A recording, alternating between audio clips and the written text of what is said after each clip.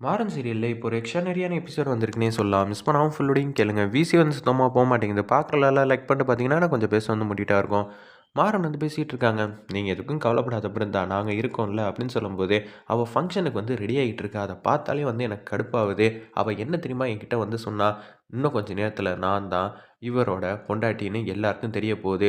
நீ என்ன பண்ண போற?" அப்படின்னு சொல்லி என்கிட்ட வந்து கேட்குறாமாமா. இதுக்கெல்லாம் என்ன சொல்றது? நீங்க தானே இந்த ஃபங்ஷன் வந்து ஏற்பாடு வந்து பண்றீங்க.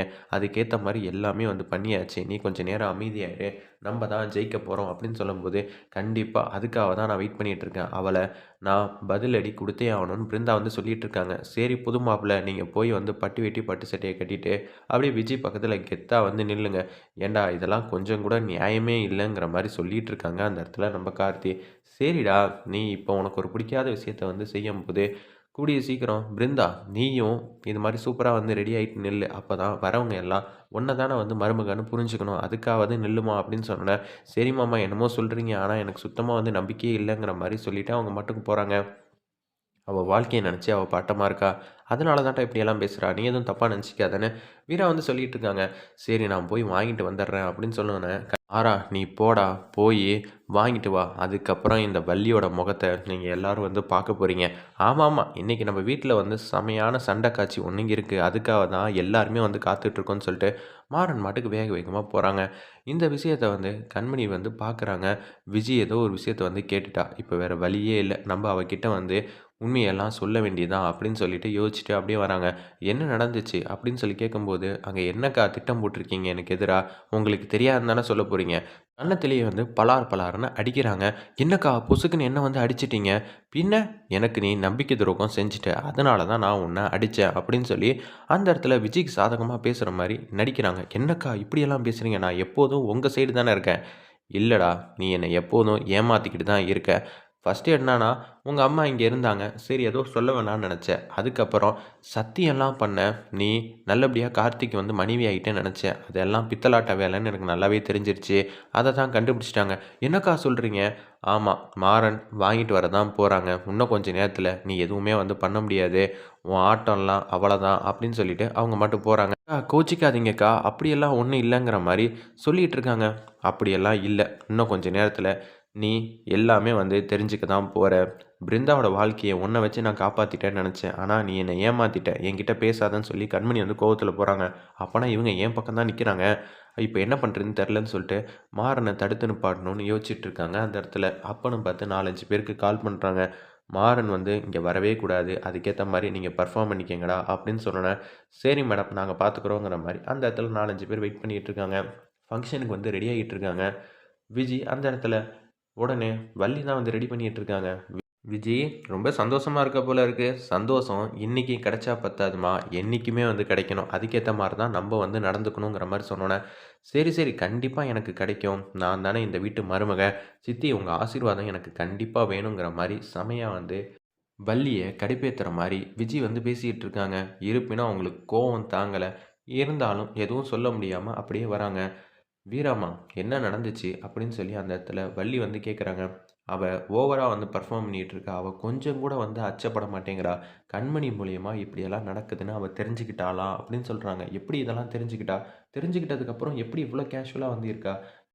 அவ எந்த நேரத்தில என்ன யோசிப்பான்னு அவளுக்கே தெரியாது அப்படின்னு சொல்லும்போது, கண்மணி வந்து ஃபோன் அடிக்கிறாங்க நம்ம மாறனுக்கு. ஃபோன் அடிச்சோனே அப்படியே சந்தோஷப்பட்டு பேசுறாங்க. "என்ன நீ திடீர்னு ஃபோன் பண்ணியிருக்கீங்க? நம்ம பேசிட்டு இருந்தது எல்லாம் அவ வந்து கேட்டுட்டா. வேற வழியே இல்லாம நீங்க எங்க போயிருக்கீங்கங்கிற விஷயத்த வந்து சொல்லிட்டேன். கொஞ்சம் வரப்ப ஜாக்கிரதையா வாங்க." அப்படின்னு சொல்லி கண்மணி வந்து சொன்னோனே, "நீங்க எதுக்கும் கவலைப்படாதீங்க அண்ணி. அவ ஒண்ணு விஷயத்த வந்து திட்டம் போட்டு அதையே நோக்கி தான் போவா. நம்ப அவள ஏமாத்தணும், காட்டுறது ஒண்ணா இருக்கணும், நடந்துக்கிறது வேற ஒண்ணா இருக்கணும். நான் பார்த்துக்கிறேன். நான் வரலனாலும் கண்டிப்பா அந்த பேப்பர் வீடு தேடி வரும். அது நிச்சயம் வந்து நடக்க தான் போகுது. அதுக்கு நான் உத்தரவாதங்கிற மாரி அருமையா வந்து பேசுறாங்க. அந்த இடத்துல நம்ப மாறன், "சரி தம்பி, அதில தான் எல்லாரோட வாழ்க்கையும் இருக்கு. பார்த்துக்கங்க. கொஞ்சம் ஜாக்கிரதையா இருந்துக்கங்கன்னு" சொல்லிட்டு ஃபோன வந்து வச்சுடுறாங்க. அப்படியே வந்து எதுவும் தெரியாத போல அப்படியே வந்து கூட்டத்தோட கூட்டமா வந்து நிக்கிறாங்க. ஃபங்ஷன் வந்து நல்லபடியா நடத்தணும்னு சொல்லிட்டு அப்படியே வந்து முன்னாடி வந்து நிக்கிறாங்க. நம்ம ராமச்சந்திரன் எல்லாரையும் வந்து வரவேற்கிறாங்க. அப்பன்னு பார்த்து அம்பிகா வந்து பேசுறாங்க. பொண்ணும் மாப்பிள்ளையும் பக்கத்து பக்கத்துல நிக்கணும். அத விட்டுட்டு கார்த்தி வந்து தள்ளி தள்ளி நின்னாருன்னா, "என்ன விஷயம்?" அப்படின்னு சொல்றாங்க. "டேய் பக்கத்துல வந்து நில்றா." "அப்பா எனக்கு தெரியும்ப்பா. அதான் ஓரமா நிக்கிறேன்ல." ஏய் நீ தானடா இந்த ஃபங்ஷனோட ஹீரோவே! அப்படி இருக்கும்போது நீ தள்ளி தள்ளி நின்னன்னா, உன்ன பார்க்க தானே எல்லாரும் வந்திருக்காங்க. பக்கத்துல நில்றா அப்படின்னு சொன்னோனே, அத்தை நிச்சயம் வந்து அப்பாவோட பேச்ச வந்து எதிர்த்து பேசக்கூடாதுன்னு தான் நிக்கிறேன். ஆனா இப்படியெல்லாம் பண்றத பார்த்தா எனக்கே கொஞ்சம் கோவமா வருது. பரவால்ல கார்த்தி சும்மானு வந்து நில்லுங்க. வேற வழி இல்ல. இன்னும் கொஞ்ச நேரத்தில மாமா கிட்ட தான் எல்லாத்தையும் குடுத்துருவோம்ல அப்படின்னு சொன்னோனே, சரி அதையும் பார்ப்போம். ஆனா என்னமோ ஒரு விஷயம் வந்து நீங்க நெனச்சு பண்றீங்க. ஆனா விஜி உங்களுக்கெல்லாம் மேற்பட்டவ. எல்லா விஷயமும் தெரிஞ்சிருந்து அவ கேஷுவலா இருக்கான்னா, என்ன பண்ணுவான்னு தெரியும்ல அடுத்தது அவளுக்கு. அதனால தான் இவ்வளோ தன்னம்பிக்கையோட இருக்கா. கார்த்தி சொல்றத பார்த்தா எனக்கும் அந்த கலக்கம் இருக்க தான் செய்யுதுங்கிறா. வள்ளி வந்து அச்சப்படுறாங்க அந்த இடத்துல. பரவால்லம்மா நம்ம பக்கம் கடவுள் இருக்காங்க. காவேரி அம்மா வந்து நியாயத்த வந்து நிலைநாட்டுவாங்க அப்படின்னு சொல்லிட்டு, அந்த இடத்துல காவேரி ஃபோட்டோவுக்கு முன்னாடி நின்னு சாமி கும்பிடுறாங்க. நம்ம வள்ளி, எல்லா விஷயமும் எனக்கு தெரிஞ்சிருந்து, என்னால எதுவுமே செய்ய முடியாம அமைதியா இருக்க வேண்டியது. அண்ணனுக்காக தான் பல்ல கடிச்சிட்டு இருக்கேன். நான் மட்டும் இங்க ஒரு முடிவு எடுத்தேன்னா, என்ன நடக்கும்னு எனக்கே தெரியாது அப்படின்னு சொல்லி யோசிச்சுட்டு இருக்கிறப்ப, பெரியவங்க எல்லாம் வராங்க. வயசானவங்க எல்லாம் வந்துகிட்டு இருக்காங்க. வந்தோனே, உங்களோட ஆசீர்வாதம் எங்களுக்கு ரொம்ப அவசியமா இருக்கு. எங்களுக்கு தேவைப்படுது. மச்சான் ஒத்துமையா நின்னு கால்லயா வந்து ஆசீர்வாதம் விழமாட்டேன்னு சொல்றீங்க. ஆனா இந்த வாட்டி அப்படியெல்லாம் நடக்காதுன்னு சொல்லிட்டு கார்த்தியும், நம்ம விஜயும் ஆசீர்வாதம் பண்றாங்க. அங்க இருக்கிற பெரியவங்கலாம். இத பார்த்த உடனே செம்மையா வந்து கோவப்படுறாங்க. பிருந்தா, "என்ன நடக்குது? இன்னமும் வந்து வராம மாமா வந்து இருக்காரே!" அப்படின்னு சொன்ன உடனே தான் அந்த பார்க்குறாங்க. பார்த்த உடனே வந்து சந்தோஷப்படுறாங்க நம்ம மாறன். "இது போதும். இந்த விஷயம் கிடைச்சிருச்சுல்ல. இத கொண்டு போய் குடுத்தாலே போதும். நான் வந்து சாதிச்சுருவேன்." அப்படின்னு சொல்லி யோசிச்சுட்டு இருக்கிறப்ப, ஏகப்பட்ட பேர் மாறன் வர வழியில வந்து நின்னுகிட்டு இருக்காங்க. எப்படி இருந்தாலும் மாறன் வந்து இந்த பக்கம் தான்டா வருவாரு அப்படின்னு சொல்றப்ப, நம்ம வீரா இருக்காங்கல்ல, அவங்க புத்திசாலித்தனமா வந்து ஒரு விஷயத்த வந்து செய்றாங்க. சின்னதா வந்து ஒரு ட்விஸ்ட் வச்சிருக்காங்க. அந்த இடத்துல மாறன், "நீ இந்த பக்கம் போ, நான் பார்த்துக்கிறேன்" அப்படின்னு சொல்லிட்டு வீரா ஒரு விஷயத்த வந்து செய்றாங்க. அது சின்னதா வந்து ஒரு ட்விஸ்ட் மாரி வச்சிருந்தாங்க.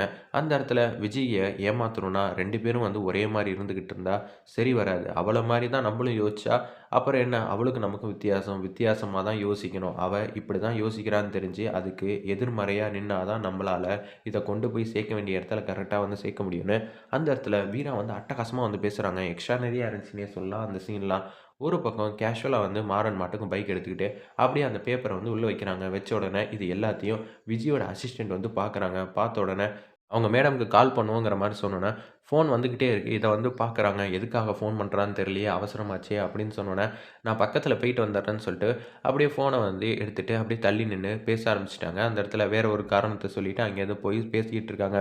"பார்த்தீங்களா? அவளோட அசிஸ்டன்ட்க்கு தான் வந்து சிக்னல் சொல்லிக்கிட்டு இருக்கா. ஆனா என்ன செய்றான்னு தெரியலங்கிற மாரி கண்மணி நீ தான் கேட்டு சொல்லணுங்கிற மாரி சொல்லிட்டு இருக்காங்க." அந்த இடத்துல உடனே என்ன ஆச்சுன்னு சொல்லி விஜியோட விஷயத்த எல்லாத்தையும் பின்னாடி நின்னு கேட்குறாங்க. "டேய்! அவரு எப்படி இருந்தாலும் இங்க வரக்கூடாது. உங்கள்ட்ட சொன்னது எல்லாத்தையும் வந்து கேட்ட உடனே நம்ம கண்மணி பின்னாடி நின்னத பார்த்துடுறாங்க. டக்குனு, "என்ன ஆச்சு விஜி? என்ன நடக்குது? நீ ஏதாவது ஒண்ணு பெர்ஃபார்ம் பண்றியா?" அப்படின்னு சொன்னோனே, "தெரியல அக்கா. மாறன மட்டும் இங்க வரக்கூடாதுன்னு சொல்லி யோசிக்கிறேன். ஆனா அது எந்த வகையில வந்து கரெக்ட்டா இருக்கும்னு தெரியல. உங்களுக்கு தெரியாம வந்து நான் யோசிச்சது, நடந்துக்கிட்டது எல்லாம் தப்பு தான். என்ன மன்னிச்சிடுங்க." அப்படின்னு சொல்லி அந்த இடத்துல நம்ப கண்மணி கிட்ட வந்து பேசி சமாளிக்கிறாங்க. "சரிம்மா, நீ ஜெயிச்சா நான் ஜெயிச்ச மாரி. பார்த்துக்க நீ தோத்துறாத. தோத்தன்னா அப்புறம் எனக்கு இங்க சந்தர்ப்பமே இல்லாம போயிடும்னு."